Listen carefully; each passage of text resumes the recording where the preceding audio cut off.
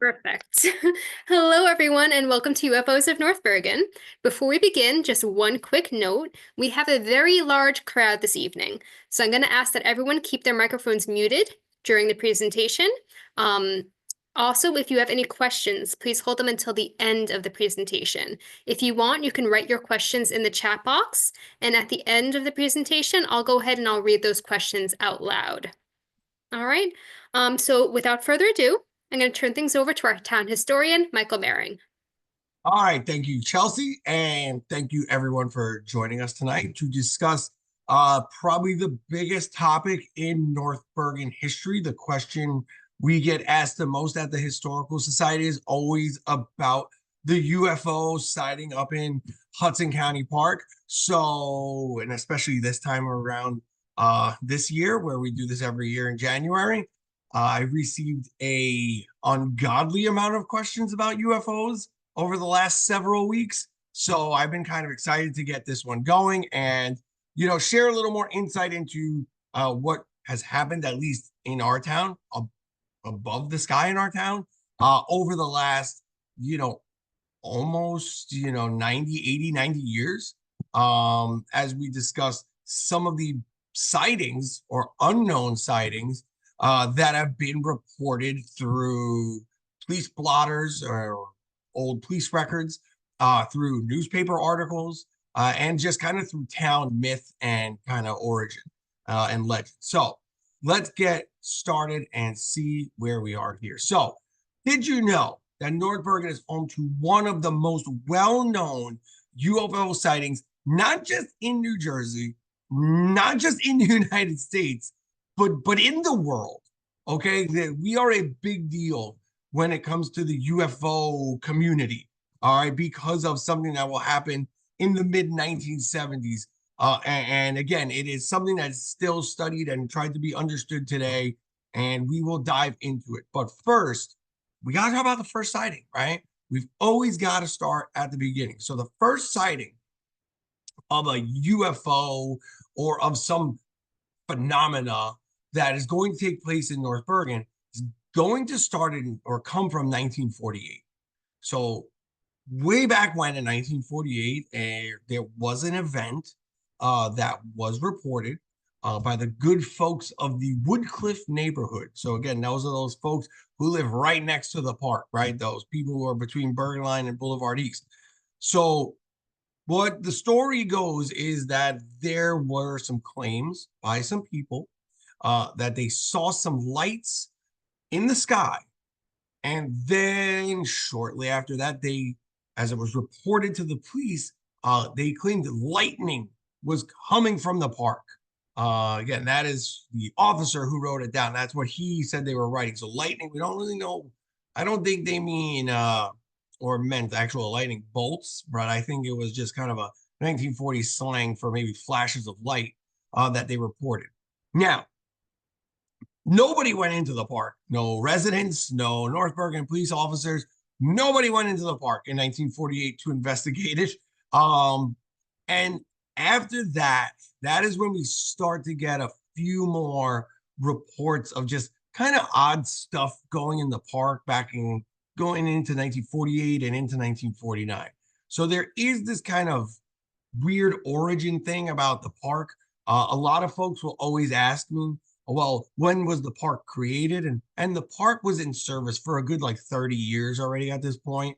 It was built in 1918, and we don't have any records or any reports prior to that. But 1948 seems to be the first sighting that we're going to have on record. Now, we'll jump ahead into the 70s, right? We don't have a lot of records from the 50s and the 60s about stuff ongoing in the park. So we really got to work with what we have in the 70s. And there is a ton of stuff going on in the 70s with some reports that we have. And I'm really going to focus on the larger ones, ones with multiple witnesses. Yep, you heard that right. Multiple witnesses. All right. So we will take a look at this. Okay. So if you're skeptical, like I am, this is good. And if you're already a believer that we are not alone, this will just kind of back up your argument with your friends next time you see them. So we'll start with the Aguilar sighting. So what happens is in 1971, in August, a gentleman by the name of Roberto Aguilar, who's a security guard at the old Penn Central Railroad Depot. Now that would be located River Road area in Weehawken, okay, way before all the development started down there. He claims that he saw an illuminated object with bright white lights. He said it was hovering and it rotated. And if he had to place where it was, he would have guessed it was about 2 miles from where he was. And oddly enough, if you look 2 miles to the north, you're pretty close to Hudson County Park. You're getting on your way up there already. All right. So Aguilar, pretty shocked by the sighting, he like just calls out to this truck driver that was over there, this guy Douglas Harrell. And the both of them watched this thing for several minutes. And Aguilar, being a security guard, he's like, I gotta go like tell like the big shots like what's going on. I gotta tell somebody above me. He leaves Harrell alone to watch this thing. And by the time Aguilar returns, the object is just no longer visible, right? It's out of their line of sight.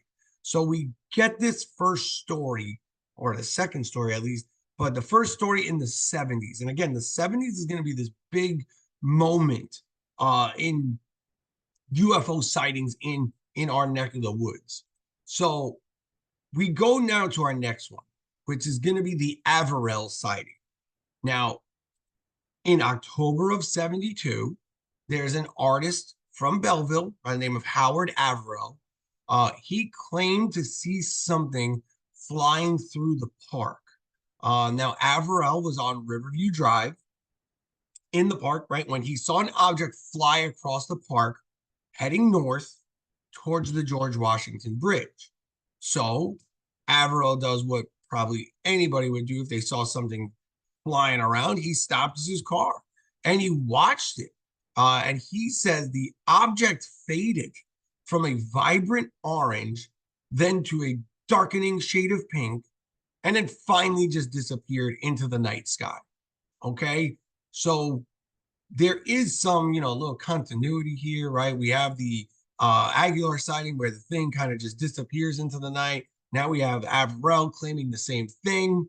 And Averell is going to add in this layer of coloring, right? And these are all things that, I realize when we look at UFOs and, the longer I've done this presentation, the more the evidence really starts to kind of pile up here of something very interesting going on. So let's continue on this road and see where we go. So we're going to talk about a family event, and again, like I said, multiple witnesses, right, for most of these events. So we have the Walmsley incident. So what happens is on January 11th, 1975, you have a family in West New York, New Jersey, an entire family that witnesses something. So the reason we're going to talk about this is because this happens 6 hours before George O'Barski, or the Stonehenge incident, the Stonehenge sighting, which most North Bergen residents are familiar with. And if you are not a North Bergen resident, you're probably very familiar with it because this is the story Joey Diaz always tells people on all the podcasts and things that he's on. So these events, right, and this is not just one family seeing this and then George O'Barski seeing it. There's still a third part to this story. So we'll start here with the Walmsley. Now, where are they, right? And when is this? Now, it's 9 o'clock. It's Saturday. They're watching TV, okay? I had to look this up. 1975, the biggest shows to watch on a Saturday night could have been SWAT.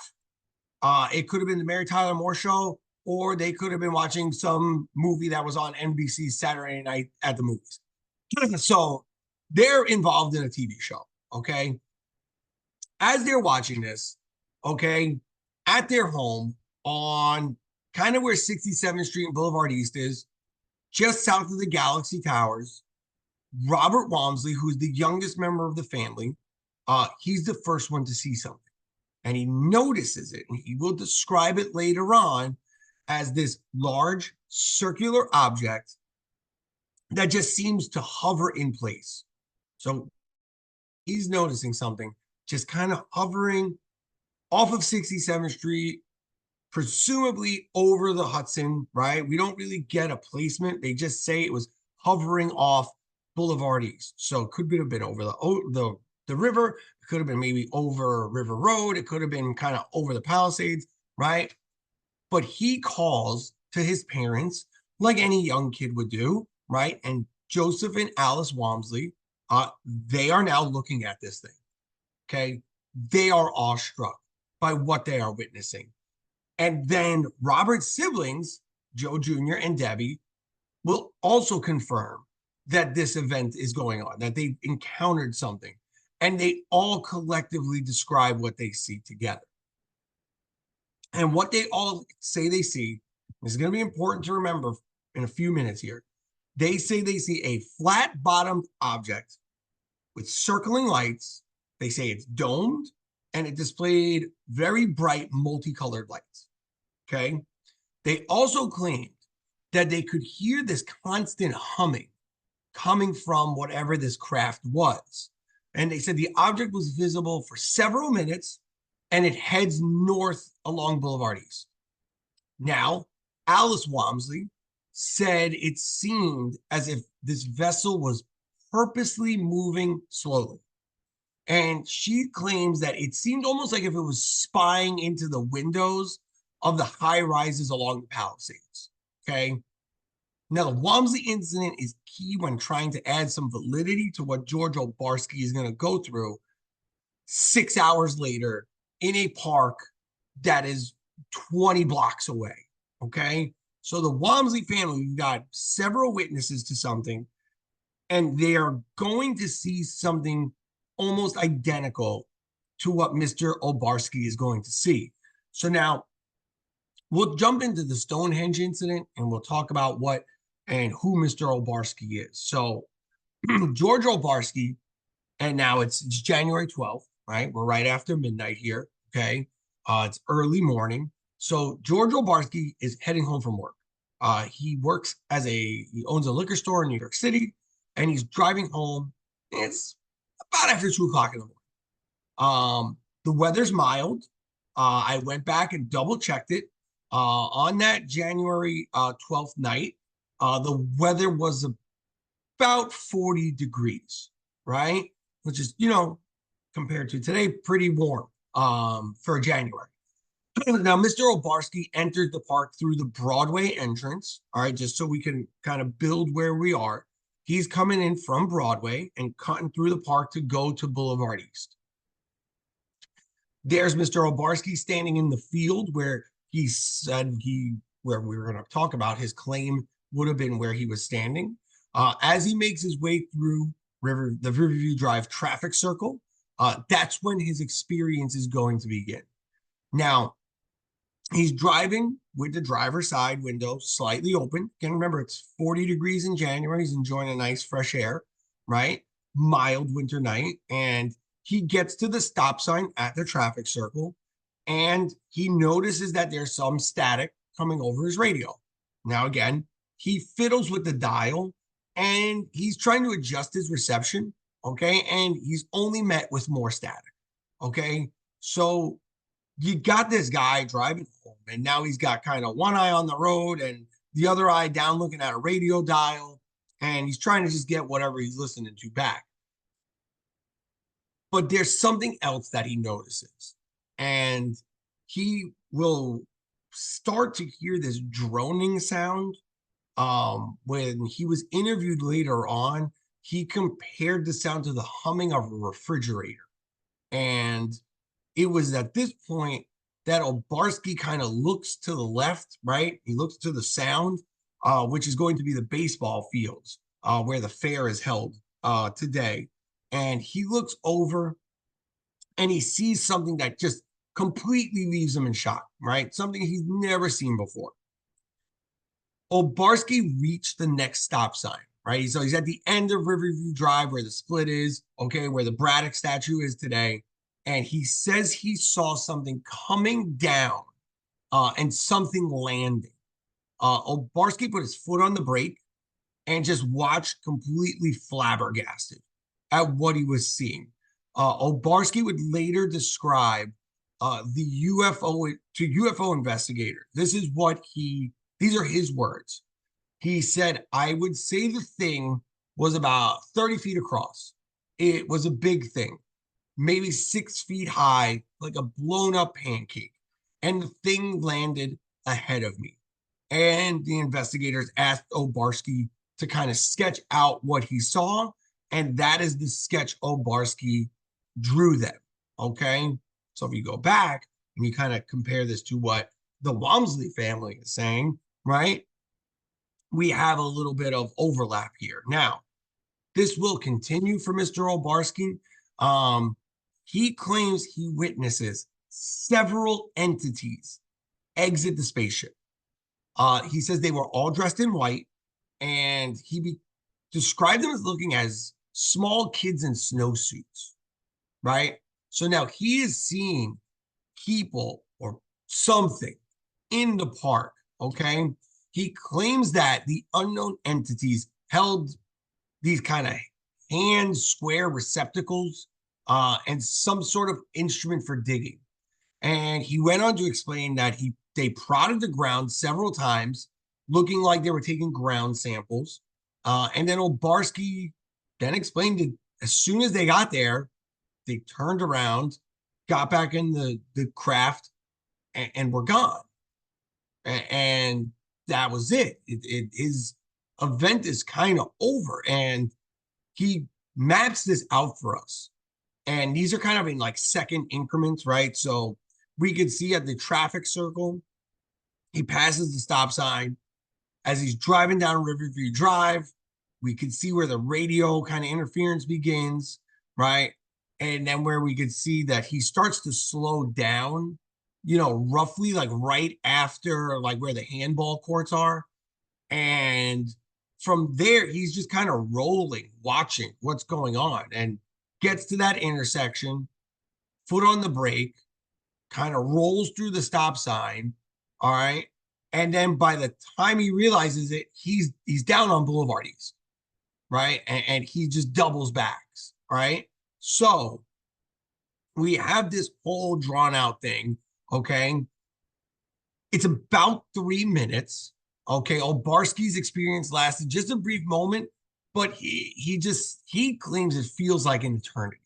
So clearly shaken by what happens, he runs home, and he recalls his thoughts that night. And we'll let Mr. O'Barski's words speak for themselves. He says, I was scared to death. I was sweating.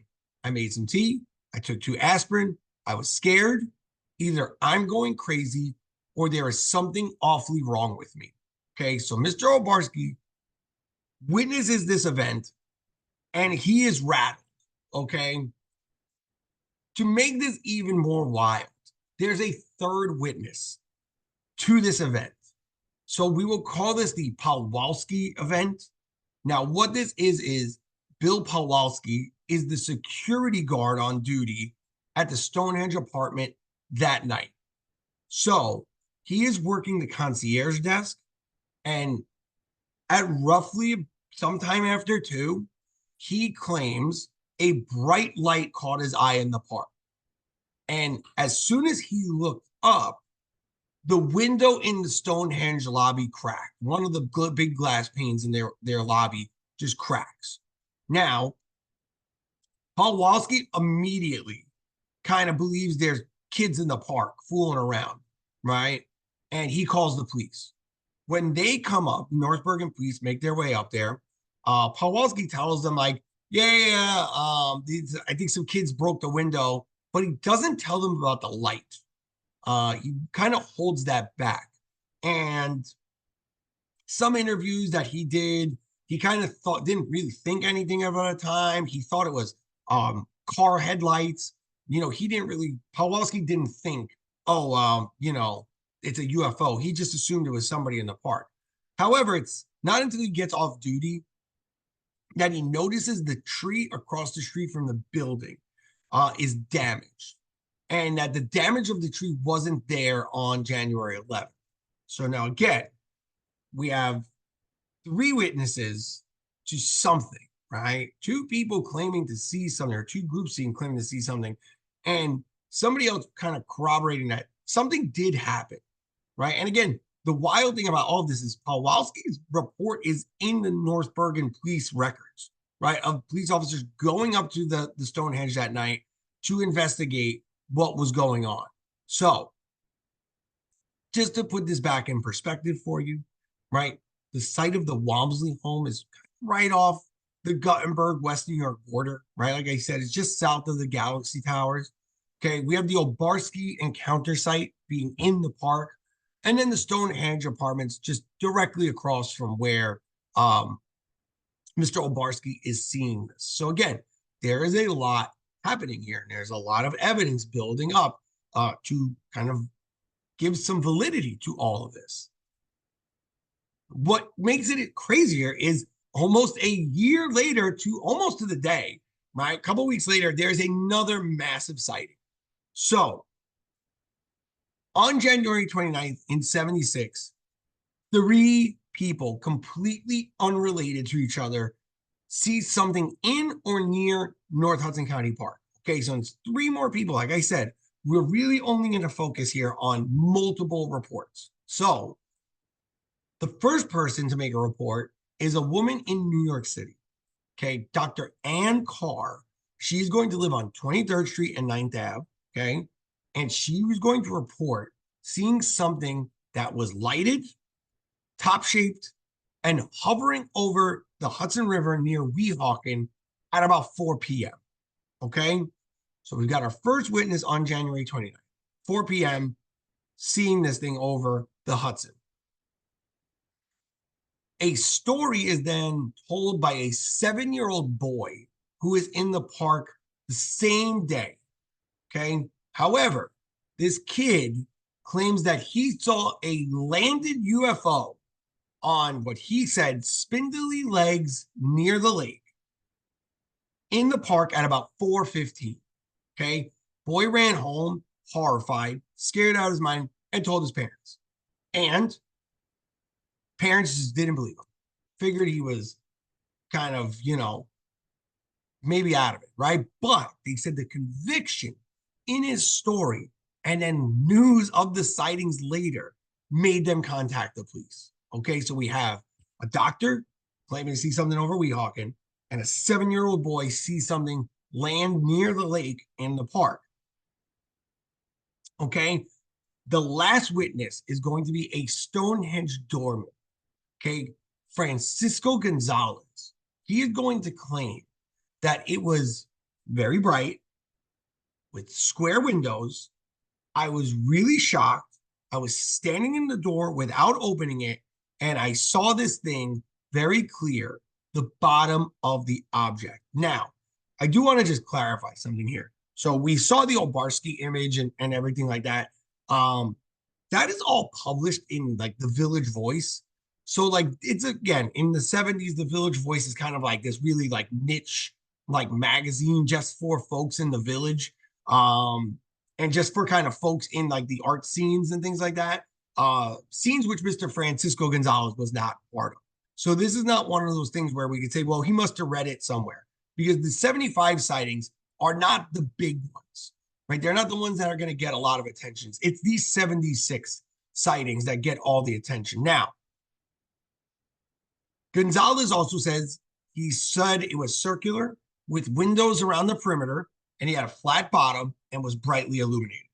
He said after a minute or so, he went outside and he wanted to get a better look. So he goes into the driveway. He goes, when I opened the door, I heard that sound, right? And he goes, I was really shocked.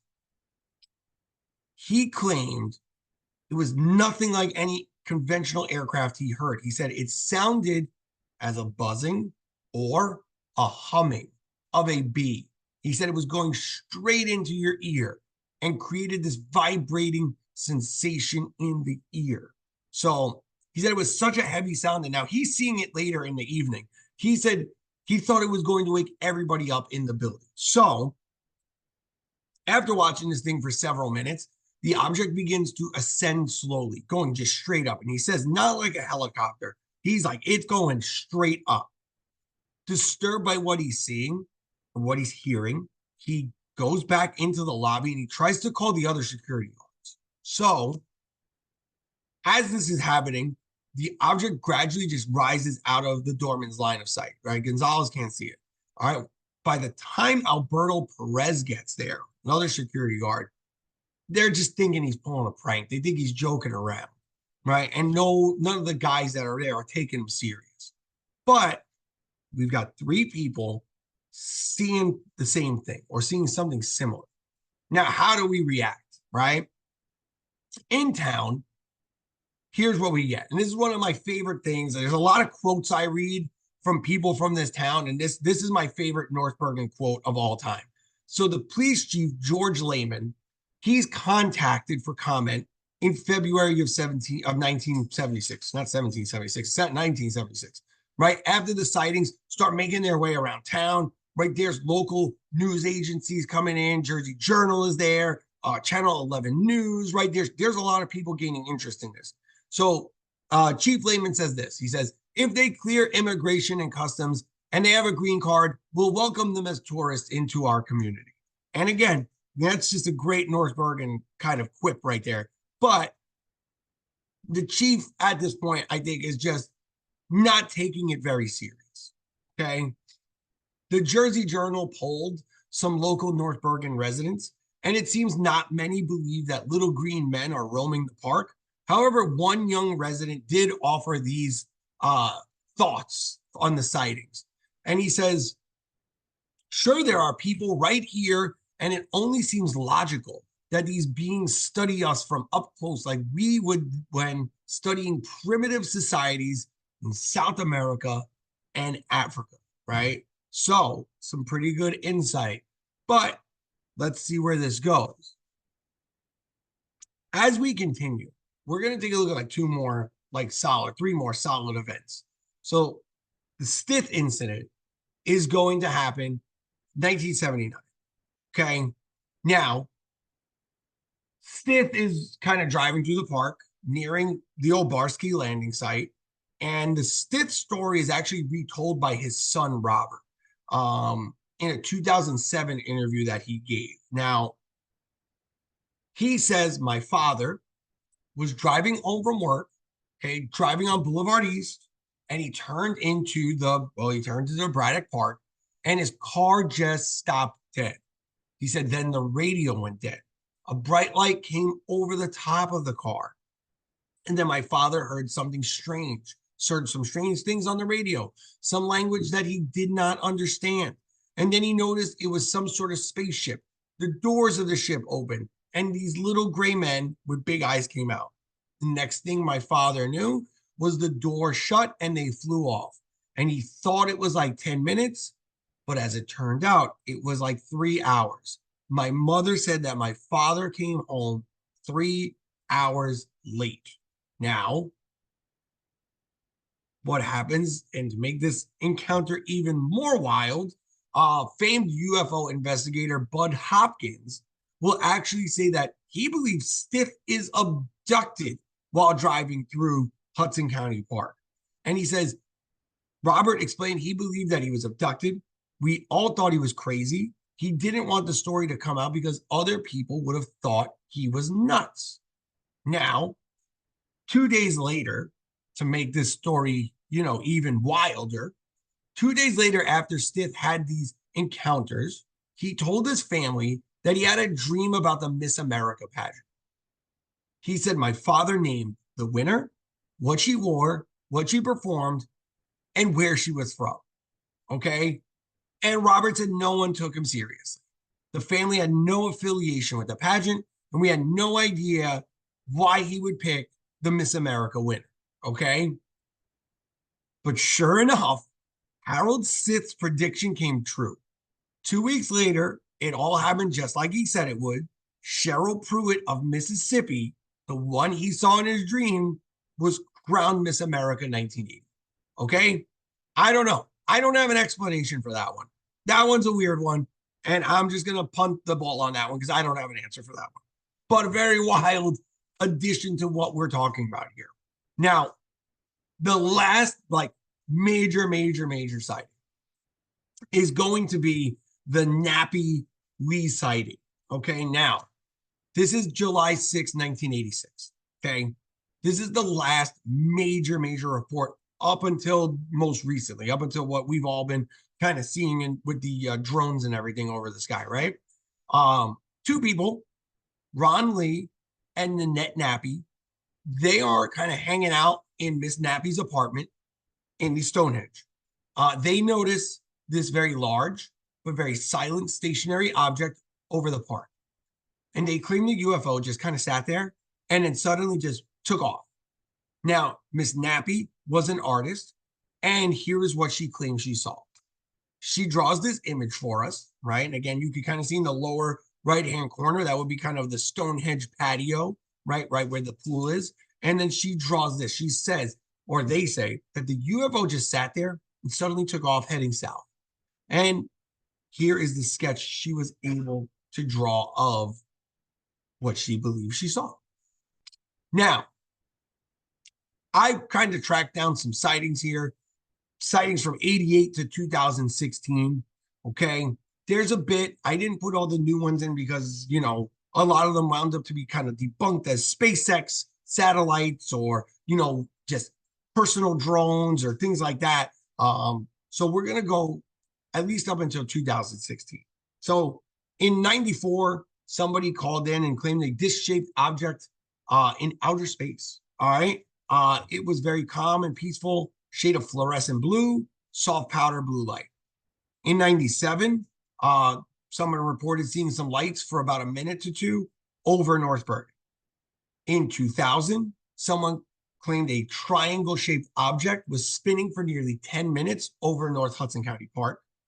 In 2003, a UFO moving in zigzags and circular motions was noticed for 45 minutes, flying over the park and the surrounding area.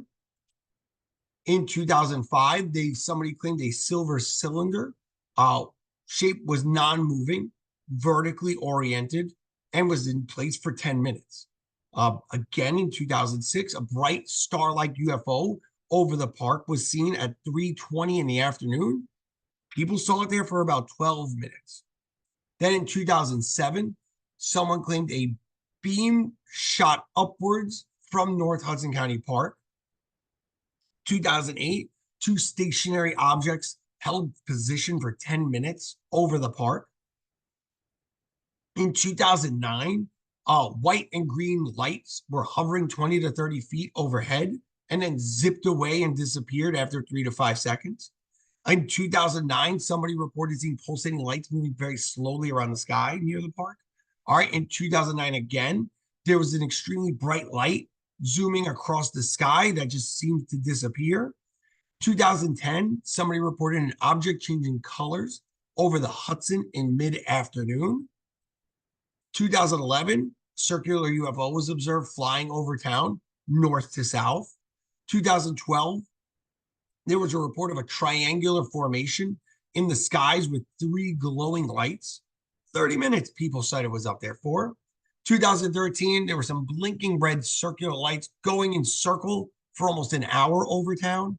And then in 2016, an object flying straight upwards with the flashing lights flashed about 3 times and it disappeared as it continued upwards. So, and then 2020, there was a snake-shaped bright light. And then again, 2020, a 5-minute sighting of a flying circular object was reported. So we do have some things. Now, I'm going to be very honest with you. When I started researching this and doing this presentation, I think this is like the 5th year we've done this, maybe 6th. I've considered myself a skeptic, right? And again, I'm a history teacher, right? I am a very fact-based, evidence-based guy, right? I got to be able to touch it and hold it and see it, right? But during the course of just like looking at these and answering questions about these sightings and, kind of seeing the similarities, you know, there's people completely unrelated, people that have never crossed paths with each other before they saw something or after they saw something, right? All seeing the same thing really leaves me with a lot more questions than answers. Um, and it leaves me with questions of like, did aliens really come to North Bergen? Right? And if they did, why North Bergen? Okay. Um, I really feel the words of Rekha Sharma really sums up my feelings about the subject. And that is, I believe there's other forms of intelligence in the universe. I've seen and heard some pretty convincing UFO stuff. Besides, if we're the most intelligent things in the universe, well, that's just depressing. And that's where I will leave you guys with that tonight. I will gladly tackle any questions you might have. I'll try to answer them the best I can. Um, so yeah, any questions, I'll gladly take them, guys. And just as a reminder, if anyone has any questions, instead of unmuting yourself, because we do have a large crowd here tonight, I'd like you to type your questions in the chat box and I'll just read them aloud to Michael. So we did have one question in the chat box already. Someone just asking about the Okay. recording for tonight. And just to let everybody know, the library does have a YouTube channel. If you just search on YouTube for the North Bergen Public Library, it will come up, and the recording of tonight's presentation will be on that YouTube channel. All right, and we'll just give people a couple minutes. If you have any questions, you can go ahead and add them to the chat box now.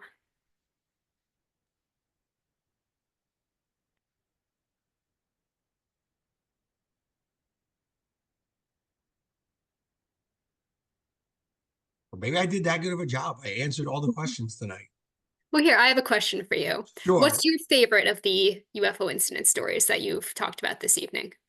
I mean, I like the stiff one. I think it's fun. I mean, the guy got abducted and predicted the Miss America pageant. I think that's a real unique one. Um, and I think a lot of the ones in 76, right? Three random people from three different places. I mean, that's very, very interesting and a lot of fun. And that one was very well documented. Like I said, Jersey Journal reported on it. The Hudson Reporter, when it was still in operation, reported on it. Uh, Channel 11 WPIX reported on it.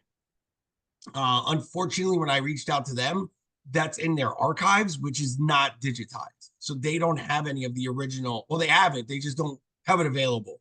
They did invite me to go look through their archives, and I just, that just seems like from their description, it seems like a lot of work, as they quoted. Fair enough. We do have some questions now in the chat. I'll read them out one by one. What are your thoughts on why North Bergen? What makes North Bergen the special place? Okay, so here is where the UFO people get very mad at me. Okay, so because I am somewhat skeptical, I tend to lean towards the rational explanation of this. So in the 1970s, by about 1978, the US government actually came in and had a meeting with several mayors in the county. And they explained our location was chosen, and not North Bergen, but the Hudson River. Um, is in between three international airports. It's in between Newark Airport, JFK, and LaGuardia. And when you plot those on a map, it's a perfect triangle. And the United States government in the late 70s, early 80s is testing stealth technology, right? So the explanation given to the mayors in the area was, we needed to see if this could be discovered by any of these airports. Now, how true that is, I don't know, right? Again, I need to be a bit rational when I explain this stuff, and the evidence mind that I have is like, well, that makes sense, right? Because in our next major war that we fight over in the Gulf, when we fight Desert Storm, that's the first time we use stealth technology, right, in our aircraft, in our Air Force. So again, I don't know. That's why I'm pulled in this kind of debate. Are there UFOs? Was this something else, right? I don't know. But I think maybe that's why, if it's the rational explanation, the other explanation is this. If you want to go UFOs, why North Bergen? Well, when you look at where we are, right? You look at the layout of the land. North Bergen has more open air spaces than anywhere else in Hudson County, right? And Southern Bergen County, right? The park is huge. The park is something like 160 acres. It's a big piece of property. Um, there are, not to go down this road, but there's 8 cemeteries in North Bergen. There's a lot of open space compared to, say, Union City or West New York or Guttenberg or Fairview or Cliffside Park, Fort Lee. So maybe if they are UFOs, we're just the only reasonable parking space, perhaps. Thank you. The next question. You spoke about many different UFO sightings this evening. About how many UFO sightings were spotted in North Bergen? Okay, so here's the deal. So there is a report on UFO sightings that the federal government keeps. The FBI keeps a report on it, and it's all public information. Um, North Bergen, those were the ones from North Bergen, plus maybe about another 20 more from more recent times. Um, but it also calculates reports from people from West New York, from Union City, from Sea Caucus, from Fairview, from Cliffside, from all the surrounding towns, and most of them don't overlap. So I would say what the federal government is actually counting is probably reports, maybe nearing 1,000 reports, right? If I had to take a guess, there was a lot of information to sift through when trying to just find the North Bergen stuff. So again, it doesn't really tell you like if it's a guy on 15th Street in an apartment building on the top floor versus somebody walking down the street. So I mean, the reports go back to the 70s. So I would say there are probably thousands of sightings of something that people are deeming worthy calling in and saying, hey, I saw something that didn't make sense. Awesome, thank you. The next question. Has anyone ever followed up with the 7-year-old to see if he still remembers? So now, I don't know. The newspaper did not report a name, which is kind of standard for when there's reporting about young kids, they don't put a name in. So I don't know. So if the 7-year-old is now an adult watching this, I would love to follow up with you. But no, as of now, there has been no follow up for that person. Thank you. The next question. Have surrounding towns, especially towns to the north of us, seen these objects as they hit it off? So again, I mean, I did not dive that deep into, seeing if Fort Lee had these sightings or things like that. I just kind of stuck to the big reported ones, and luckily the North Bergen police were very kind a few years ago to let me go and look at their information, their police blotters. They weren't letting me just I had to give specific dates to look at. So again, they were able to let me look at these things, and there I really can't say what was reported in other towns without just fully speculating. But I could not find any reports saying somebody in Fairview saw something on January 12th, 1976. I never came across anything like that.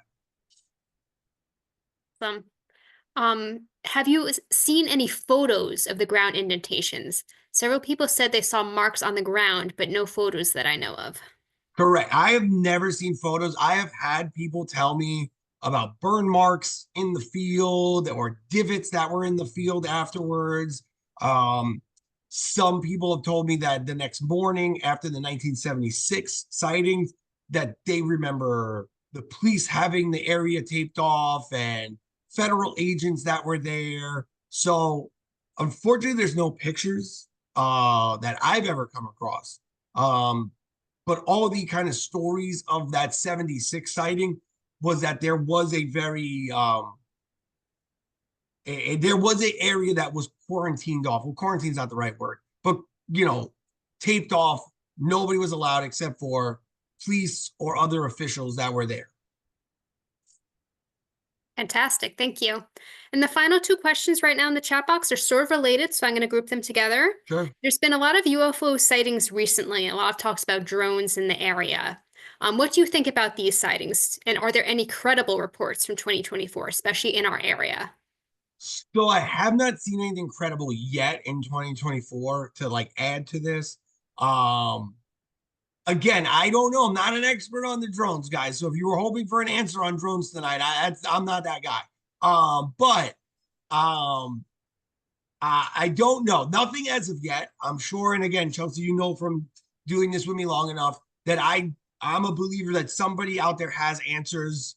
When we'll get those answers or when we'll get evidence, that's a whole other argument. But as of right now, we have no credible sightings reported for anybody in town here. Awesome, thank you. So that was the last question that we currently have in the chat box. So I want to finish up by saying a big thank you to everyone for coming out this evening and spending your evenings with us. We will have the YouTube recording up on our YouTube channel shortly.